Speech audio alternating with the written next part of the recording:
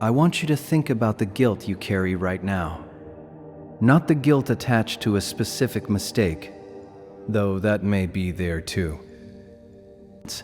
I am speaking about the deeper kind, the quiet, constant weight that lives somewhere between your chest and your throat.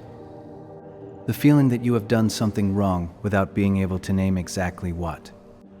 The sense that you owe something to someone, to life itself, and that until you pay that debt, you do not fully deserve to rest, to receive, to be at peace.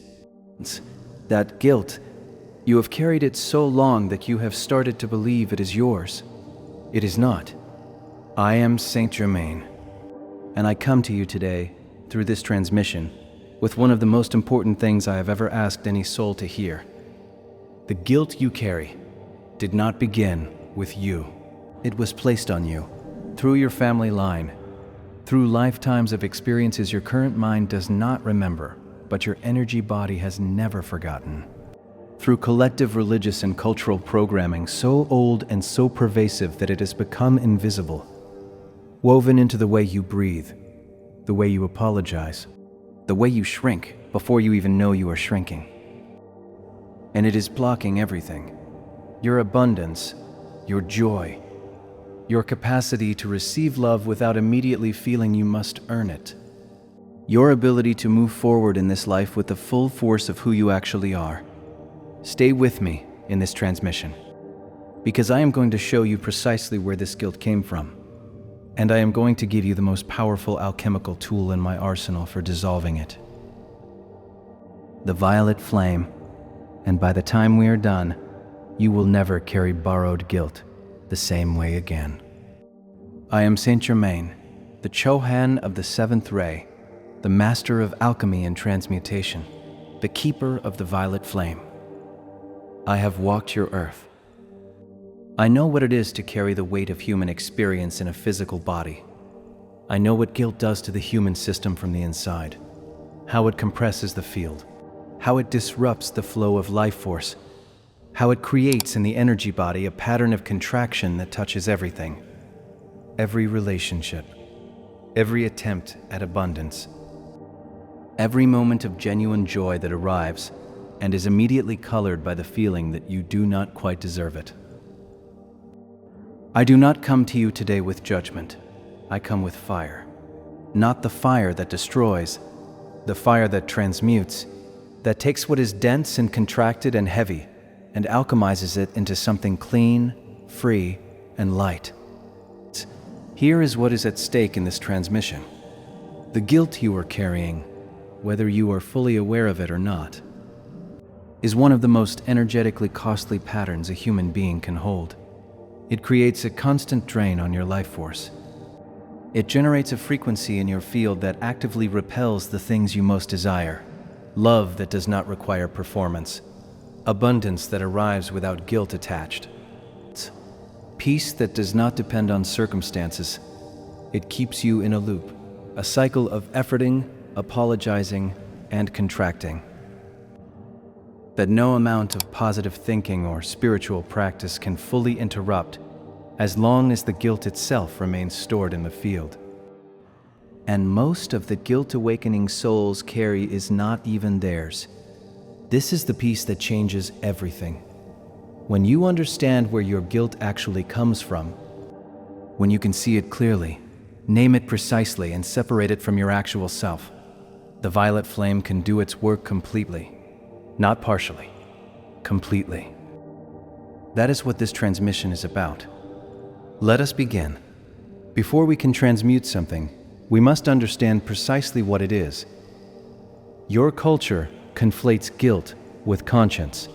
It treats them as the same thing, as if the feeling of guilt were the reliable signal of genuine wrongdoing, the appropriate response to having caused harm.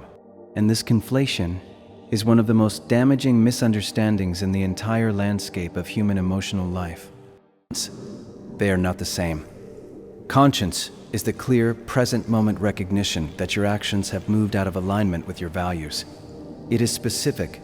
It is proportionate. It points at something actual and recent. And when you respond to it, when you acknowledge the misalignment, make repair where repair is possible, and recommit to your values, it completes, it resolves, it does not linger. Guilt is something else entirely. Guilt is a frequency. A sustained energetic pattern of self-punishment that persists long after any specific triggering event, and that is, in most cases, completely disproportionate to anything you have actually done. It does not complete when you make repair. It does not resolve when you apologize. It continues, because its function is not to guide you toward better action. Its function is to keep you small. Energetically, guilt creates what I would describe as a field of contraction, a drawing inward, a compression of your natural radiance, the luminous, expansive energy that is your birthright as a soul who came from light and is made of it. When guilt is present in the field, that radiance cannot extend. It hits the guilt frequency and folds back on itself. The result is a being who feels perpetually less than, who experiences the world through a filter of unworthiness, so familiar that they have long since stopped questioning whether it accurately reflects anything real. Because most of the guilt carried by awakening souls is not theirs, and I want to take you now into the specific origins of the guilt that lives in the fields of awakening souls. The origins that your mind has not examined, because they lie in territory that your ordinary awareness cannot access, the territory of lineage, of past lives, of collective programming so old it predates any single human lifetime. Naming its origin is the first act of its dissolution. Let me be precise about the three primary sources of guilt that is not originally yours.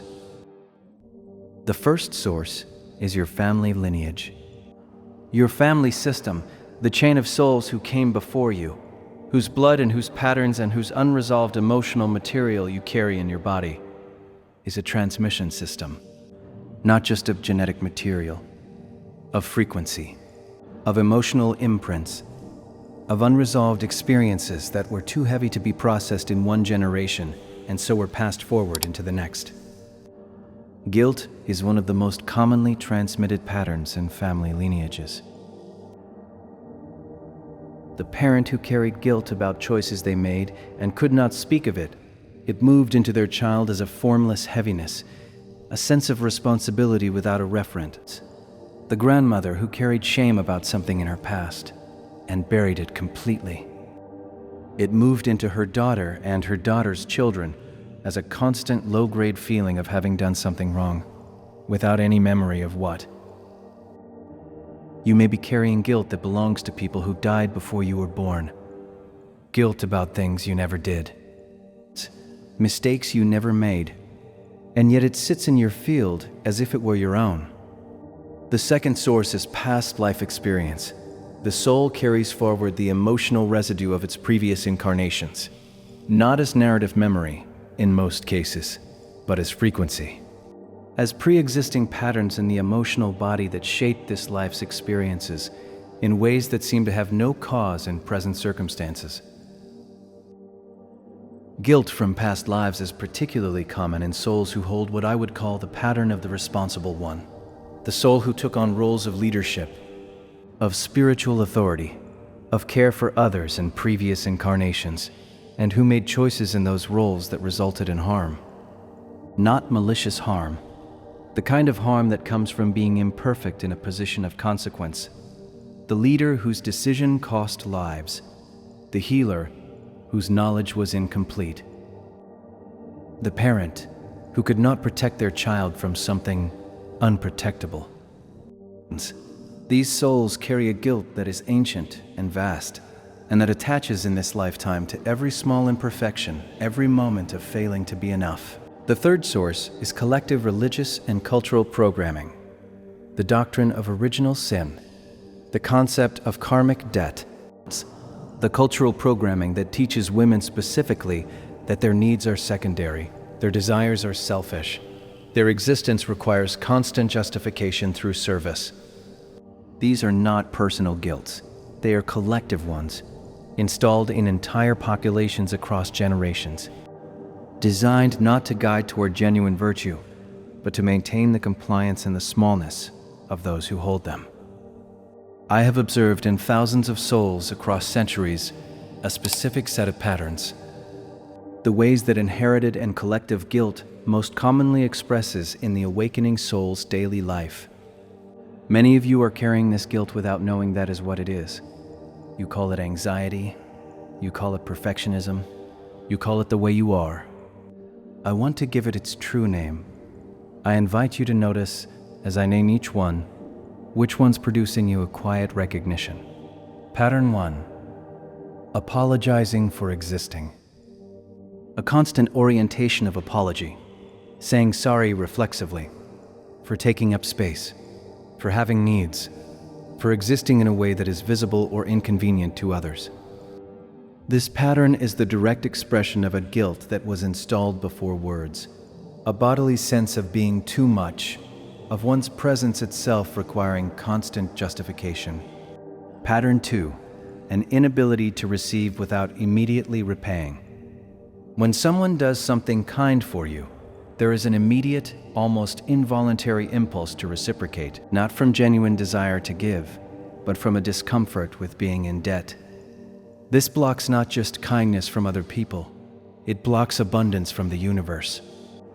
Because the universe gives through the same channel that human kindness gives through. Pattern 3, taking responsibility for others' emotional states. A deep, automatic sense of responsibility for how the people around you feel. If someone in your environment is unhappy, uncomfortable, or disappointed, whether or not their state has anything to do with you, you feel it as your responsibility to fix. This is not empathy, it is guilt. Pattern 4, punishing yourself before others can. Self-criticism that arrives faster than any external judgment. Perfectionism, driven not by a genuine love of excellence, but by a fear of the guilt that follows any imperfection. This is guilt functioning as a preemptive defense, a strategy developed, often in childhood, for managing an environment in which mistakes were treated as moral failures. Pattern 5, difficulty pursuing your own desires. A persistent sense that wanting things for yourself is selfish. That prioritizing your own needs, your own joy, your own growth is taking something from others. This pattern is the energetic expression of collective programming that is particularly targeted at women. The teaching that self-care is self-indulgence and that worth is measured by sacrifice. Pattern 6, feeling guilty for things you did not do. When something goes wrong in your environment, when someone is hurt, when a situation deteriorates, you feel guilty even when you have clear evidence that you were not the cause. This is the guilt frequency actively seeking a story to attach to, because it has been stored in your field for so long that it requires a justification, and your mind obligingly provides one. Pattern 7, chronic unworthiness around abundance, a deep ambivalence about money, prosperity, and material well-being. The sense that wanting abundance is spiritually impure. This pattern is one of the most effective suppressors of abundance in the awakening community, and it is almost entirely rooted in collective religious programming. Pattern 8, being your own harshest judge. The capacity to forgive everyone around you, to understand their circumstances, to extend compassion to their struggles, while being completely unable to extend that same compassion to yourself. This is the final and perhaps most painful expression of inherited guilt. And now, finally, we come to the flame. Because every one of these patterns, every layer of guilt from every source I have described, is transmutable through alchemy, through the specific, precise, extraordinarily powerful frequency of the violet flame, the tool I was given to work with, and the tool I am now placing in your hands. Let me tell you what the violet flame is, not as metaphor, but as precisely as I am able to translate its nature into your current language. The violet flame is a specific frequency of divine light, the frequency that corresponds to the seventh ray of the Creator's spectrum. Every ray of light carries specific qualities and specific functions. The seventh ray, the violet ray, carries the specific qualities of transmutation, freedom, forgiveness, and alchemy. Transmutation is the operative word. It does not mean destruction. It does not mean suppression. Transmutation means the conversion of one frequency into another. Specifically, the conversion of lower, denser frequencies into higher, more refined ones. The same way that raw ore is smelted into refined metal. The same way that compost becomes soil. The same underlying material transformed into a higher expression of itself. When the violet flame passes through an energy field, it makes contact with the stored frequencies within it. The old guilt, the inherited shame, the contracted patterns, the dense imprints of unresolved experience, and it initiates their conversion. Not gradually, over years of slow dissolution, actively, in the moment of genuine, conscious, sustained invocation. I want to be precise about what I mean by genuine invocation, because this is where many people's work with the flame falls short.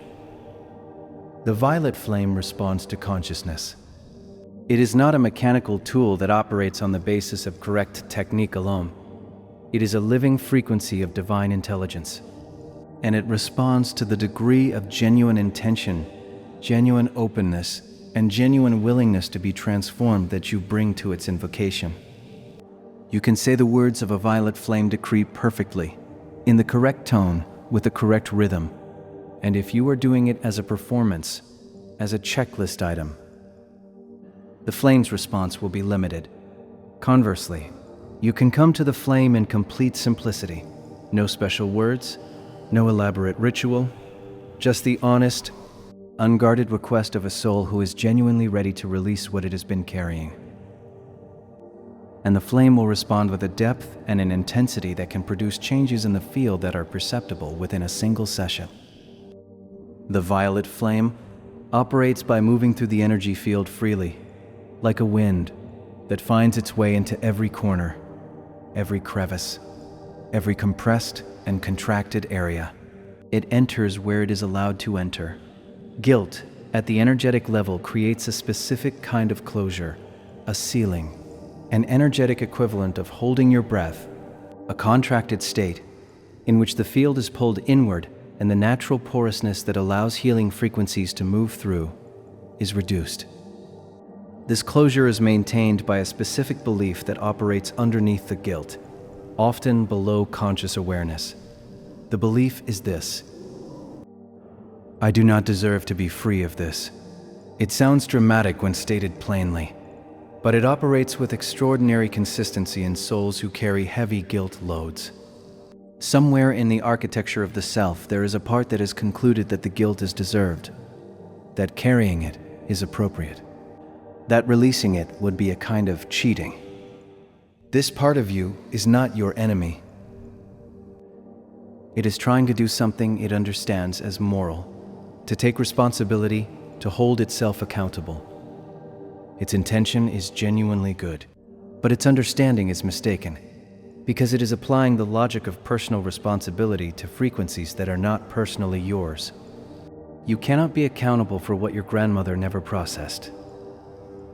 You cannot be responsible for the collective guilt of a religious tradition that predates you by 2,000 years. You cannot owe reparations for choices made in a body you do not remember inhabiting. What that part needs, to release its grip, is not force. It needs to be shown, clearly, compassionately, specifically, that what it is holding is not yours to hold. And when that part of you consents, when the closure of the field shifts even slightly toward openness, the violet flame moves in with extraordinary efficiency. And this is the moment the real alchemy begins. What I am about to share is the specific protocol, the step-by-step working with the violet flame, that I have refined through centuries of offering it to souls in exactly this situation. Before we go further, I want to pause for a moment. If you have recognized yourself in what I have shared so far, if you saw your own patterns in those 8 signatures of inherited guilt, if something in your chest responded to the idea that what you carry may not originally be yours, I want to ask you to do something. Leave a comment below. Tell me, which of those 8 patterns resonates most with your experience?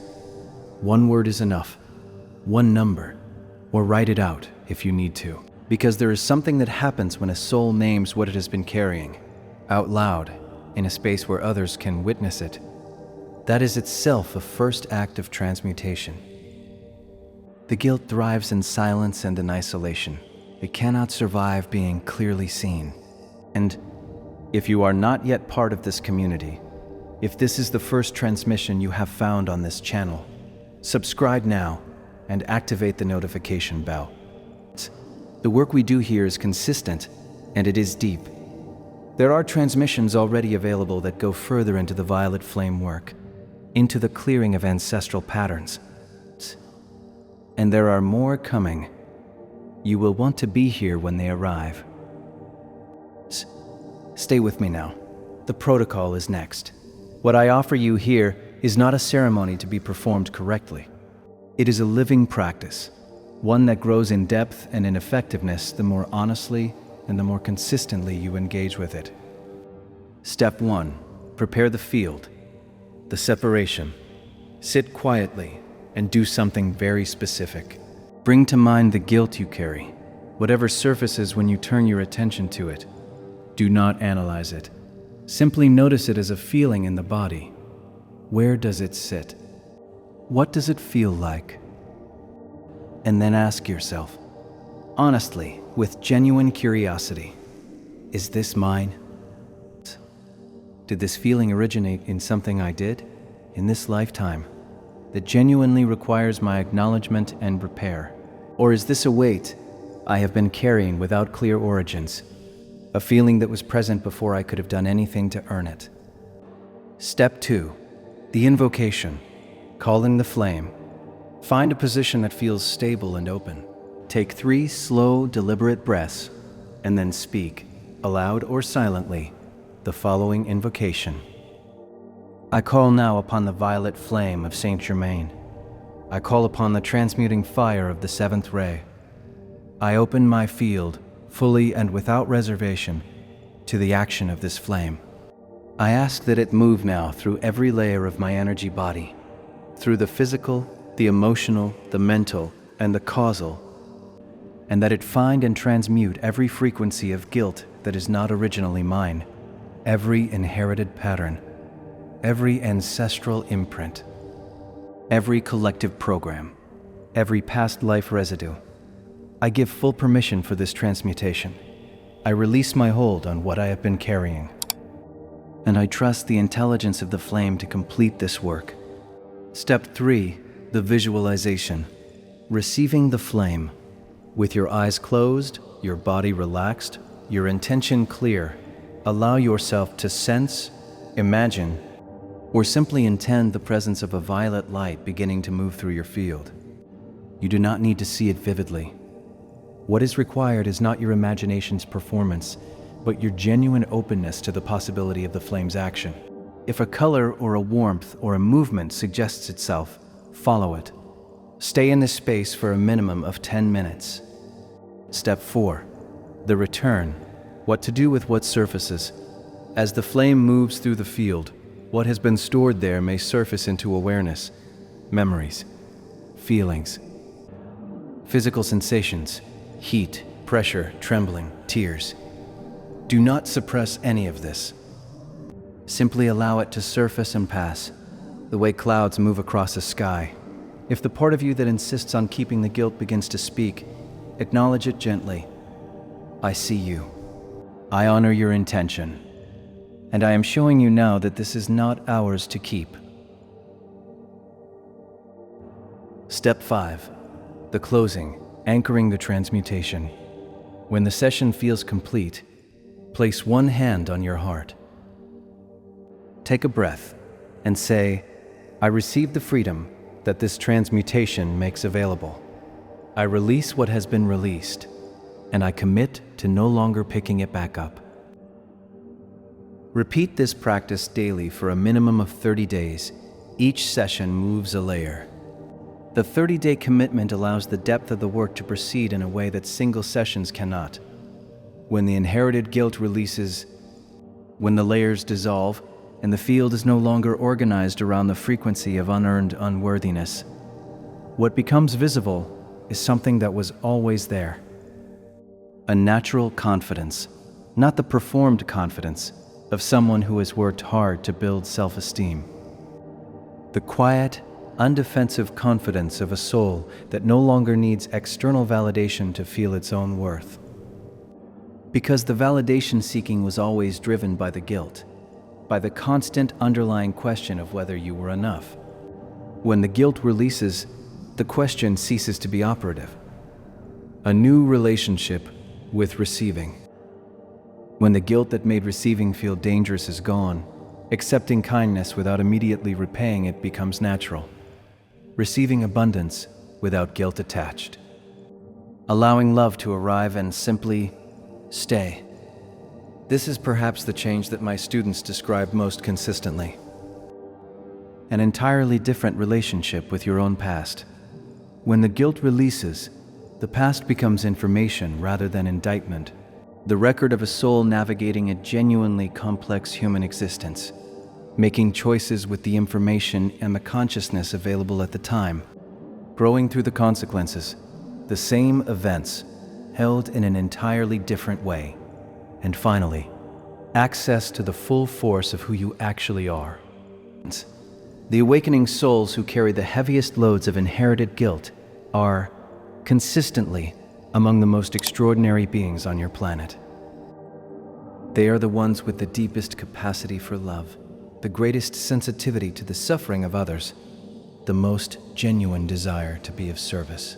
The guilt has been compressing this magnificence, turning it inward, directing its force against the self rather than outward into the world where it belongs. When the guilt releases, that compressed magnificence begins to expand. And what emerges is not a new person. It is the same soul, finally, fully, unobstructedly itself, the one that existed before the guilt arrived, the one that was always waiting underneath it. That soul is extraordinary. And the violet flame is the tool that removes what was placed over it. I asked you at the beginning of this transmission to think about the guilt you carry. The quiet, constant weight, the feeling of owing something, the sense of having done something wrong without being able to name what. You have stayed with me through this entire transmission, and now I want to ask you something different. I want to ask you to think about the soul underneath that guilt. The one who was present before the inheritance arrived, before the family patterns were transmitted, before the collective programming was installed, before the past life residue settled into the emotional body and became mistaken for the self. That soul, who loves deeply, who cares about everything and everyone, who came into this life with a genuine desire to be of service, to grow, to love well, to contribute something real to the great transformation that is currently occurring on your earth. That soul did not do anything wrong. That soul does not owe a debt it cannot name. That soul is not required to carry the unresolved freight of generations it never met and lifetimes it cannot remember. That soul is free. Not in some future state, after years of work. Now, in this moment, the freedom is already the truth. The guilt is the illusion, an old frequency layered over a reality that was always underneath it, already whole. The violet flame does not create your freedom. It reveals it. It removes the layers of frequency that obscured what was there all along. The soul that is inherently, originally, irreducibly worthy of the love and the abundance and the peace it has been seeking outside itself, because the guilt made it seem unavailable from within. You have been seeking what you already are.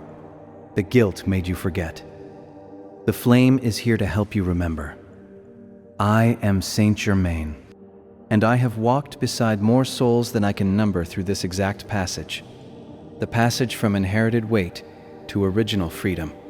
I have seen what becomes possible when a soul that has been compressed by guilt that was never truly its own, finally, fully, releases it. What you are underneath the guilt is worth every moment of the work to uncover it. You are worth that work. Begin tonight. Before you close this transmission, I ask you to do one thing. Place your hand on your heart and say, to the guilt you have been carrying, with genuine compassion rather than force, I see you. I understand why you arrived. I know you came from before me, and I know you were never truly mine. I release you now, to the violet flame, to the light, to whatever transmutation you require. You have been carried long enough. You are free to go, and I am free to remain. Let that sit in your body for a moment.